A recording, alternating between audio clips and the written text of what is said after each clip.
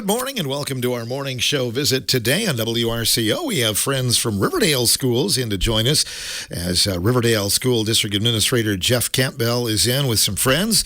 Larry Swiggum and Kally Koch are here. We'll talk about their roles at Riverdale and their programs and what they have going as well. Well, happy summertime here, Jeff, but not for long, right? Yeah, no, it's quickly approaching. We I think when we left in June, we were like, oh, we'll see each other in July. The year had just wrapped up, and now we're late July, and things are getting real. We're into the second session of summer school, so that's kind of the indication that it's getting closer. It is. You're kind of hit the ground running a little bit, and I think isn't there a dead week in here for the WIA and not scheduling anything for 1 week? Somehow? Yeah, there is. It's next week. Next week. It's kind of it's our vacation time. So we always look at that every year. I got two boys heading into football now, so it's like that's the week that we finally have off to kind of go do some things. So I think it's a good break for everybody before you kind of hit that start of August, and I think football gets going that first week, and then we have volleyball and cross country will follow, I think, in the 2 weeks after, and they get rolling into their stuff. So,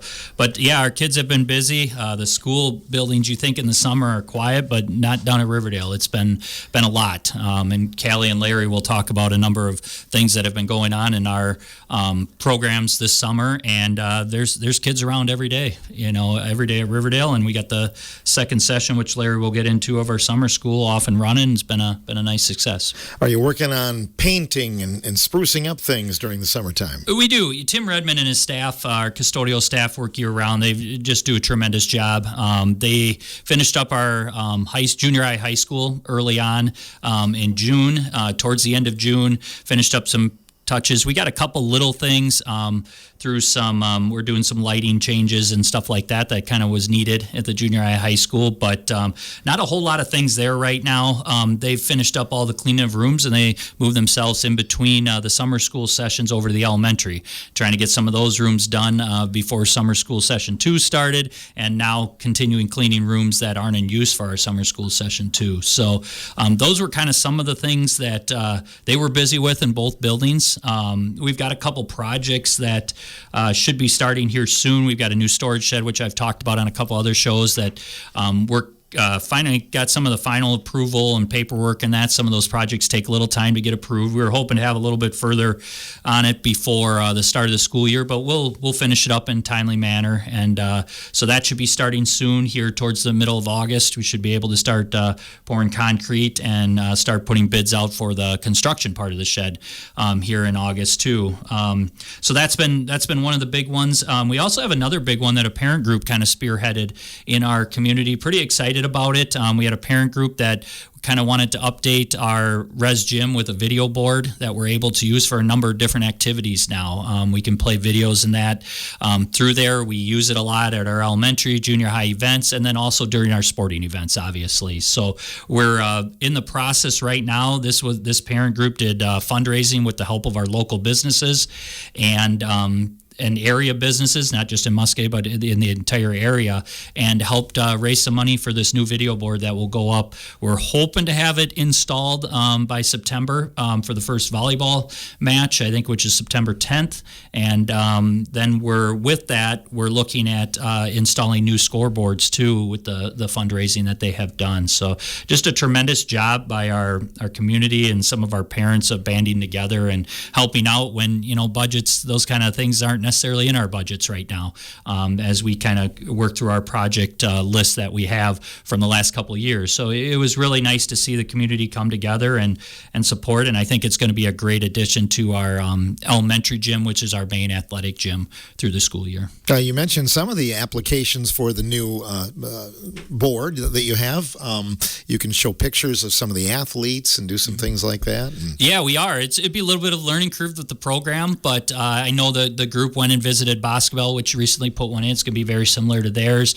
Talked with Mineral Point, who had one similar to them, but they've been big helps. Those two schools have been, and just kind of giving us information. And when I say us, not really me. They spearheaded the program, and I just can't say enough of the work that they put in to do that.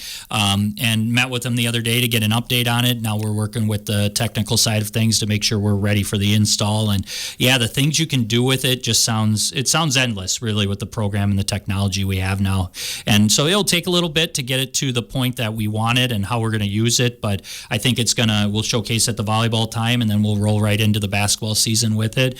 And we'll use it for a number of elementary events. A number of our programs have different events in the gym, which we'll be able to use it for. In graduation, we've done a pull-down screen for a number of years. We'll be able to feed it through this board now, which will be clearer for everybody. And I know our skits at homecoming should be a little clearer with sometimes the sound in that gets a little difficult, but this should help that out a little bit. So, and we'll have the sponsorship boards around the outside, so people are going to know who those people were that contributed to this project. So we're excited about it.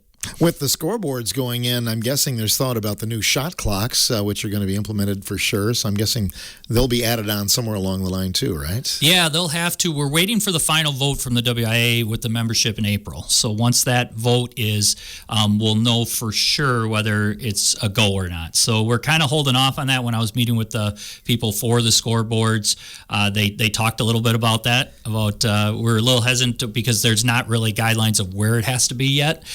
And I know I talked to Larry a little bit about it, and it's like in time that's probably going to happen. I see it happening in time, and that will be another cost thing that we'll have to work around. But we'll find a way to make it work, and so that we get that in there, so we're compliant with what the WIA asks of us. So yeah, just another step forward in stuff that they're trying to move forward in the world of sports. Yeah, very cool. Larry is here. We'll let him comment on that. Shot clock, yay or nay on that, Larry? With Minnesota and Illinois already implementing it, it's probably needed, I think. It's going to change the style. I know this summer we've played in multiple tournaments where we've played teams from Illinois and from Minnesota. And we played at Viterbo, actually, and one of the Illinois teams, we were up 6 points with 3.5 minutes left, and they forgot that we didn't use a shot clock. So we kind of milked down 2 minutes before they realized, oh man, we got to actually get up and play some D right now. So I think it's a positive thing overall. But I also understand the idea that, a lot of school districts, it's going to be a strain. Who's going to run the shot clock? Who's going to do those things? The cost, it sounds like it's, $3,000 to $4,000 per shot clock. So I understand the resistance there as well. I think it will make for a better overall game, though. Mm-hmm. Yep. Yeah, you'll have to actually hire another person to run that, though, and that's part of the issue, too, I think. And there's a lot of games and I don't know, I haven't even looked. I assume it would be mandated in JV games as well. So you're talking, another staff member for 2 games every time you host a game. So, yeah, there's definitely going to be cost to it. Interesting. Well, Larry, maybe you talk about your role at Riverdale and the many hats that you wear. Yeah, lots of hats. I teach a little bit of 6th grade math to start the day. I am the Dean of Students, which I've been on and talked about as well. I'm also the summer school coordinator, girls basketball coach, help with the pitchers for the high school baseball program. So, yeah, very involved. Blessed to serve in a lot of roles. Probably didn't take a lot of the summer off then. It sounds like you had a few things going on. No, not at all. Actually, our first summer school session started that Tuesday. So we've ended school on Friday, and we were back in session on that next Tuesday. So we had a wonderful first session. Had over 130 students signed up. That first session for our K2 is just a lot of math, reading, fun activities like that. Our 3rd through 6th graders, it's like an enrichment. They get to choose the classes. It's all based on what they're interested in. So we have multiple PE classes, multiple STEM classes, a lot of art and craft things. We had a baking class, which is absolutely super popular. All kinds of different things. So the 3rd through 6th graders absolutely love it. It's really enjoyable. We also have credit recovery during that time where students are making up any credits that they didn't earn throughout the school year. So yeah, we had a great participation in our first session. It was very successful. That sounds good. And yeah, it isn't just a credit to catch up. In other words, it's for everybody, right? It is. Yeah. I mean, we're 4K through 12th grade, or going to be 12th graders during that session. So, and that session also involves, we also have T-ball and coach pitch during that session. So every Monday and Wednesday night, we had over 85 4K through 2nd graders signed up for that. I will say this was my 4th year doing it. This was the absolute worst weather year we've ever had. It seemed like every Monday or Wednesday at about 4 o'clock, we had a really heavy storm come through. We had to reschedule. I added 2 dates the last week of July, and that's where that heat came in, and it was up over 95 with advisory, so we had to cancel that Monday. We were able to get another Wednesday in, but yeah, we ended up getting 4 out of the 8 dates in, but it was kind of a frustration. I know during the first summer school session, I would have the 4K and 5K students ask me every day at breakfast, "Hey, are we having T-ball?" I'm like, "Buddy, I really hope we are. I can't control this weather." But yeah, it was. That's all part of that. We have swimming lessons. We have a babysitting course this year that we added. It's really all encompassing. It's a busy month. So you mentioned you had the summer school session 1, session 2. That's underway then, right now? Yeah, session 2 started this Monday. Yep, session 2, we call it our jump start. So what we're trying to do with that session is we're trying to get our 4K through 6th graders just ready for the school year. So it's a lot more reading, a lot more math skills, kind of review of the stuff that they learned the year before, just so that they're not taking, multiple months off from those skills. Really developing those. Another really neat thing we do is we bring in our incoming 4K students with Mrs. Drone and Mrs. Penfield. So they come in for a week each. So we have 3 different sessions. I actually have a daughter that's doing the 3rd session or 3rd week. And it's just a great opportunity to come in, see the classrooms, meet your teachers, meet some of your classmates, see that school routine so that they come back on September 1st, and it's not their first time seeing all of this. So there's some tears sometimes right away to get through it, but I would say that this first group that we've had in there, I would say that they're the most comfortable group I've seen so far. So we've got a decent size, close to 40 incoming 4K students, so great opportunity for them as well. And you show them a little bit of everything, even the bus too, don't you? Yeah. We have some students that get bused in. If they live in Muscoda, their parents usually bring them in, but if they're in the Blue River or Avoca communities, we have a bus pickup in that spot as well. So yeah, they're getting all the routines down. I know I was at J.C. Park one summer night. It got a little warm there a couple of times this year, for your T-ball and everybody. Everything. It's been, we had parents bringing popsicles. We tried to get a bunch of things. We did everything we could, but a lot of times with those, especially first time playing a sport like that, we had a lot of kids sitting in the grass doing those things. So, yeah, it gets warm out there. So. No doubt about it. So you mentioned girls basketball, summer league. How did Riverdale do this year then? It's been fantastic. I actually went through and counted. I think we will have played 30 varsity games and 14 JV games. So almost 50 games between our high school program. We played it'll be 4 tournaments. We actually played last night. We hosted Richland Center in Wazeeka last night. It's 3 to 4 days a week, and it's been a lot. But we've really we take June and we kind of take a look at what we have coming back and what it's going to look like. And now that we're in July, we try to be a little more competitive with it and say, hey, this is what we need to look like come November. You learn a lot. So like last year, to give you like a analogy, I guess, like I would say we played really a ground and pound football style, like a lot of free throws, a lot of offensive rebounds, a lot of post touches from there. This year is going to be more like that high flying, running the court, faster pace, shoot probably more 3-pointers and things like that. So we see that is the need for our next group. So the summer is all about figuring out your identity, I think. And the girls, I give them credit every week. I tell them how grateful I am for their commitment.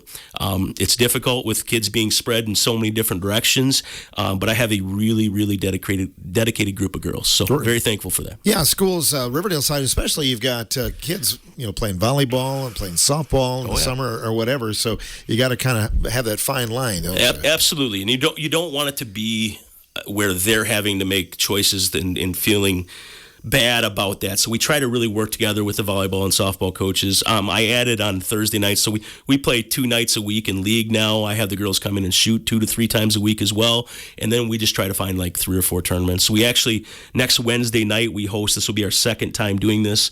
We host an 8-team tournament at Riverdale, where we call it the end of summer shootout. So it's the last night that we have contact with the girls, and the girls will get 4 games in about 4 hours. It's 8 teams. We actually beat Fenimore in the championship last year, so it's a great way to cap off the summer. So we're looking forward to having local teams in this Wednesday. So sounds good. Sounds exciting. Yeah. Honing your skills a little bit. Yeah. Kally Koch is here as well. Kally, maybe you could give us a recap of the ag program for this past year. Absolutely, yeah. We've been at it as well. We just returned from our chapter officer retreat or our leadership training for our officers. We actually just got from back some camping yesterday where we kind of set our schedule for the year. We go through what we're going to improve, what we need to, ideas. Are we creating programs this year? Are we going to ditch some programs? And then all in all, just get the get the officers set up for what their role is and what they need to do as we move forward throughout the year. And like Larry mentioned, many of our kids are involved in all kinds of things. So I appreciate their time. They took 2 days to camp. Granted, I think I'd rather camp than play basketball. Where did you camp at? We actually went to Laval, or I guess it's technically, is it Oconomowoc? We went to Chaparral Campground. Okay. We've been there a few times. They have a different they have like a lagoon with some different activities we can do. Plus, we do a lot of team building when we're on that trip.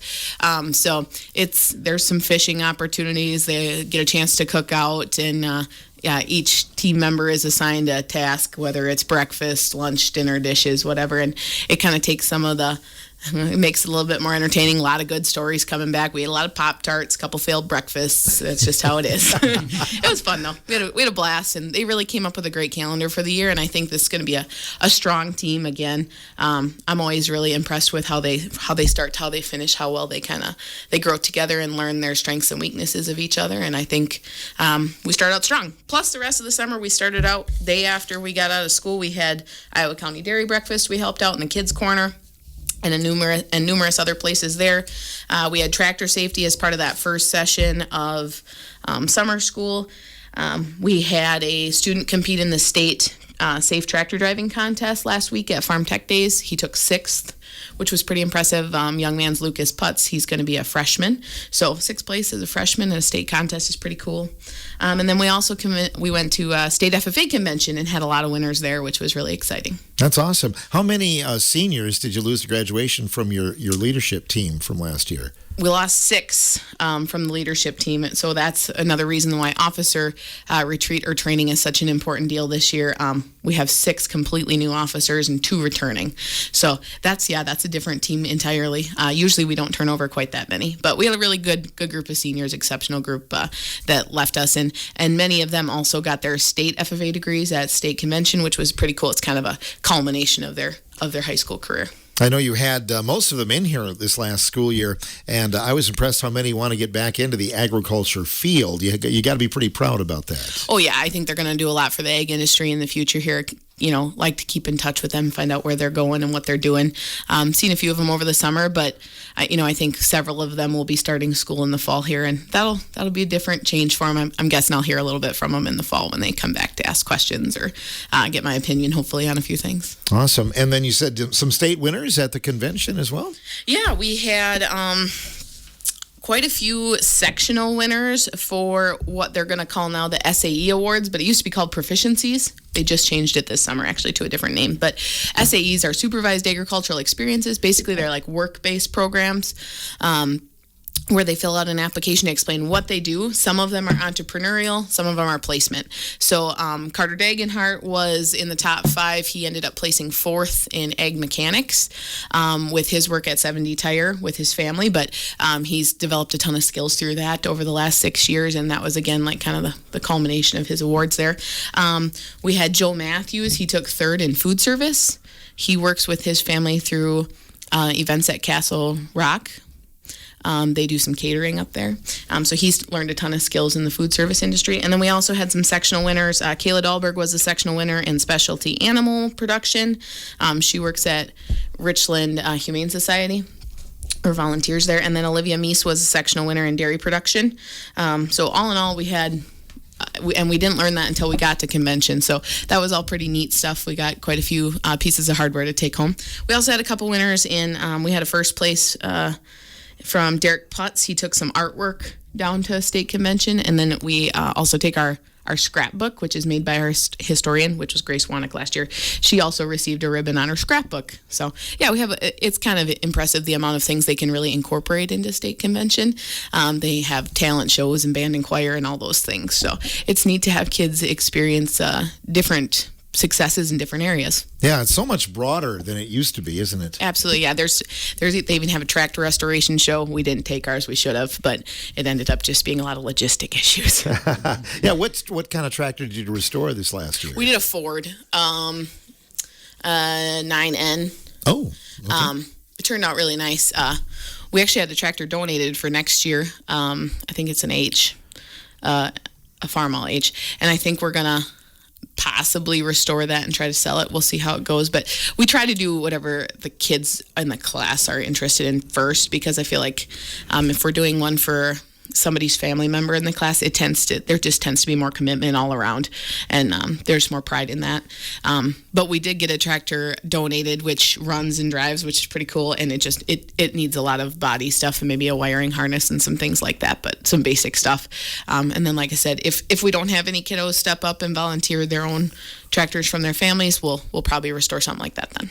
And you have a booth at the school, don't you, where you can paint? Yeah. We had it's like a blow-up paint booth that we got from the Riverdale Community Education Foundation. I think we got it 3 years ago. I love it. I love that thing. When you talk about tractor safety too, what kind of tractors do they work with? Do they work with these old timers, or is it something that I wouldn't know how to drive? Well, at our tractor safety, we run a tractor from Ritchie's Implement that is donated, and we actually got our implement from Johnson Tractor this year, thanks to Darren Meese. We actually had a disc vine on there, which was pretty challenging for a lot of them to back up. So you have to back that up. Oh, yeah. There's a course. They got to drive quite a bit. They got to pass a driving test, and then there's a written test. It's more, instead of tractor safety, it's more all farm safety now. We cover everything from grain bins to hydraulics. PTOs, obviously, are a big thing. We also cover first aid. I have Tanner Williamson come in with the Blue River Fire Department truck and show them a bunch of different equipment. We have EMT stuff. We had some guest speakers that were survivors.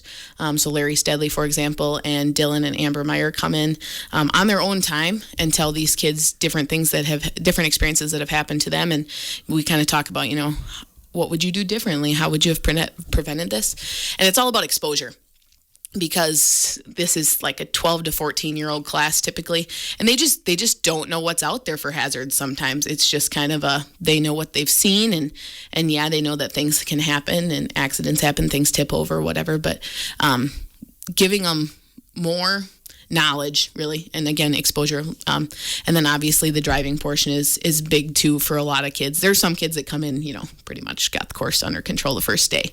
But we still got to go back through and talk about those basic things, seat belts, checking neutral, making sure that our PTO is off before we turn it on, things like that. But in a lot of the newer tractors, that's not such an issue. But in the older tractors, like we run at our house, we can't afford anything super fancy, but the PTO would turn on if we turn on our tractor if the lever is up. So that's kind of something we have to consider. Probably these kids aren't going to go home and drive brand new stuff. Usually your first year on the job, you might be rake in or something like that, where you're probably not going to have the nicest tractor on the place. And we just talk about all the variety of things that encompasses old, new. We even talk UTV safety, because that's a big issue these days. Mm-hmm. So, yeah, and I teach the tractor safety course at Southwest Tech, too. So I've had 9 days of tractor safety this summer. So you know about it. We've been through it 3 times. Oh, that's awesome. But, yeah, working the old tractors and restoring them, those are the kind you can still work on and, learn about motors and things like that. Oh, yeah. I don't think. My husband works on the newer tractors, not me. Good stuff. Well, we'll talk more about Riverdale Schools. Kally Koch is here, Larry Swiggum, and Jeff Campbell, and we'll have more on the morning show after the break.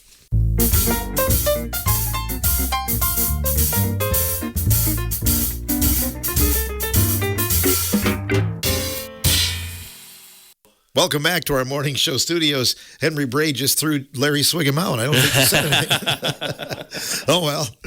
Welcome back to the morning show. We're talking about Riverdale Schools during the summertime, which is quickly fleeting.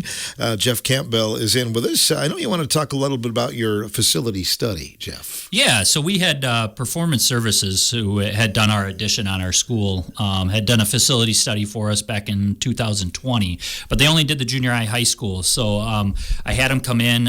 This is going to mark the 30th year of our elementary school. Hard to believe, I think, when you're in that building that it's been up for 30 years, but it's kind of our forward-thinking approach that we've taken on with the district. Is we need to be prepared for what's coming in the future, and so that we can plan accordingly. Once you reach a building at 30 years, you've got to make sure that if there's some things that you know in the future, some higher cost things that might be coming up, you need to make a plan, 3-4 years in advance, so you can start to budget appropriately for those things and keep your community updated. So they came in, they redid their facility study with the addition on there from our 2021 for our junior high school, and then our res building, our elementary school. That was the first one that they had done. So we're waiting for some of those results. They'll get back to us. We'll present to the board about some things, and it will help us in our strategic planning as we move forward in the next couple of years of ideas that we need to, things we need to approach, like roofing and different things within the facility that need updating so we can keep it what it looks like. So pretty excited about that. That's just a forward-thinking approach that we wanted to have with them. We really like the relationship we had with them and what they did with our junior high school, and they do a pretty thorough inspection of our buildings. It seems like that building isn't that old, I mean, when you think about how fast time goes, I was there for the groundbreaking, and it doesn't seem like that many years ago. Yeah, definitely. I was 8th grader. We were the first 8th grade class in that building, so it is. It's been a while. Tim Redmond and the staff, the custodial staff, I know I mention it a lot, but they take a lot of pride in that, and the people that came before them too, that built the facility and kept it up. They've just done a wonderful job taking pride in it. It's a great building, and you walk into that gym. It's our main gym for most of our events. Our commons area is used for a number of different programs. It's just really done well. One of the biggest things as our district that we're looking at is safety, and that's our top priority. Anything we do, and I've talked about it on a few other shows too. Is that building was built at a time when entryways and that were designed differently. And now we're at a time where we need to get as safe of entryways as we possibly can. And we've done that with our buzz-in system, but there's ways now that are recommended as far as where your office is positioned, where the entry doors where people come in, where they pass through before they enter into the building, after receiving that buzz-in. We need to look at that, and we need to make sure that we're making the decisions and things that make our kids and our staff and our facilities the safest they possibly can be. So we're looking at a little bit of that. That was part of the facility study too. I've kept the school board updated. We are going to have to look at a new way to enter our buildings, and that's going to take some planning. It's going to take some projects, and those are things that we've been saving up on for different projects of that. It's our junior high school. We did have an entryway in our last referendum when we did the addition. We just weren't able to do it because of rising cost at the time.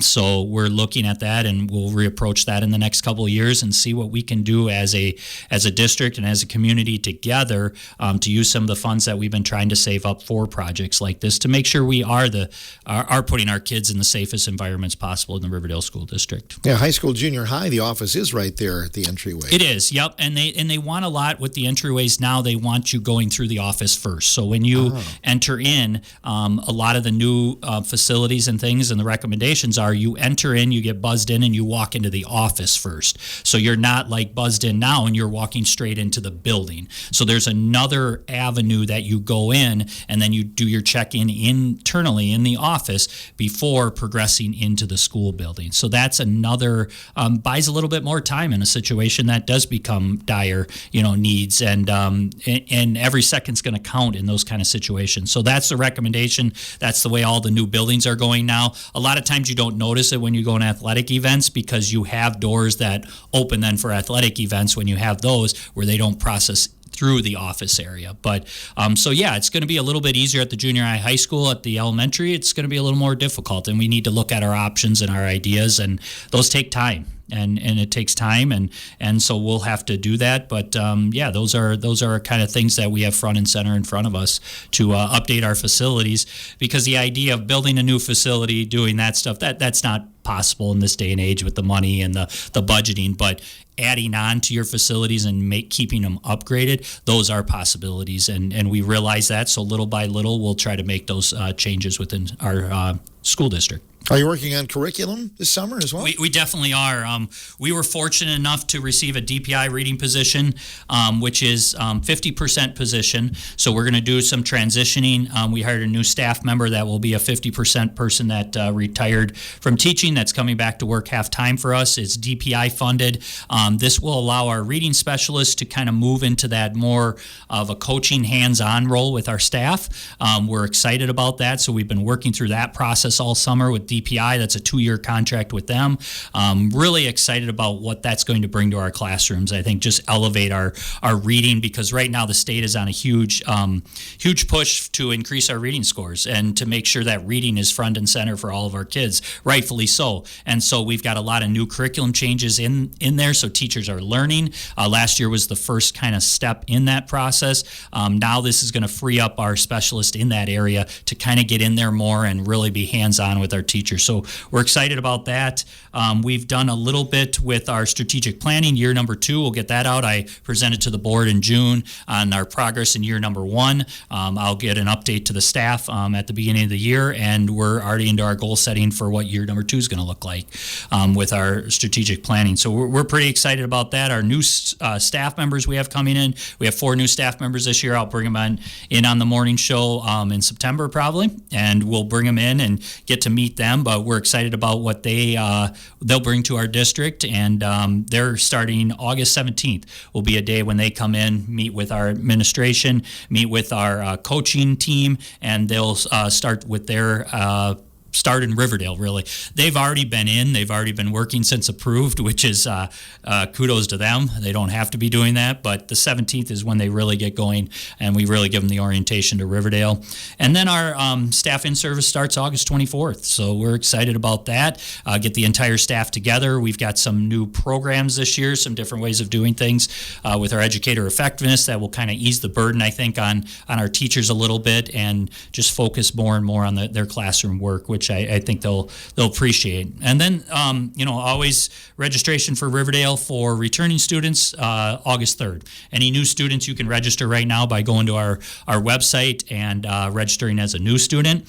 But our returning students and families, August 3rd is the first date when that opens up on Skyward. And you can get in there, and it's about the 3rd or 4th year we've done online. So everybody does a great job. We usually get all the kids registered in plenty of time, and look forward to the numbers trickling in. We've had a good summer. We've had a nice increase in kids. Larry talked about our 4K numbers solid again. We've had a nice increase of new students, open enrolled students. We're really trying to close that gap and get more open enrolled in than out, and we're closing that gap. And I'm excited for what the final numbers will bring in October when we sit down and get those from the state. Yeah, Larry, that has to excite you too to hear about incoming numbers. It is, yeah. Even up until last week, we were still taking new registrations for session 2, and all these students are coming from different places. And I got back into the office last Thursday, and I'm like, oh man, we've got 4 new 4K students here. We got this that we didn't have before. I think it just is a testament to the great things that are happening at Riverdale. I think people want to be a part of our district, and it's a wonderful thing for us. Yeah. Dean of students, then you're in charge a little bit of a discipline then? And Yeah. I mean, I don't like to call it discipline. I like to spin it positive, but yeah, absolutely. Yeah, that's a big part of my role, especially trying to be proactive, especially with our younger kids, teach them the Riverdale way and what's expected on the playground, in the hallway, in the classroom, just being great kiddos, and that's a big part of it. I try to have those positive interactions. I always tell people I would like to have 100 positive interactions to that one correction if I can, and yeah, that's a big part of it, and I'm excited.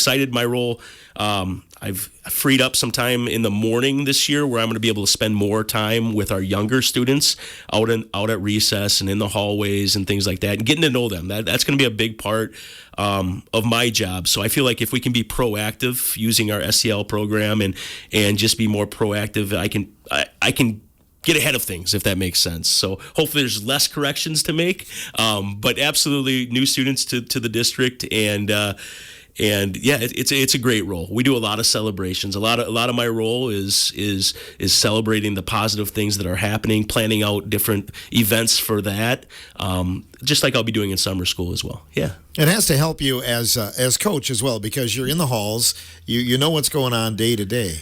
Yeah, absolutely. Yes. The coaching, I'm very hands-on all the way down to kindergarten, 4K students with basketball and with baseball. I'm actually going to be taking on a role, it sounds like, as a 3rd and 4th grade flag football coach, apparently. My wife signed me up for that last night.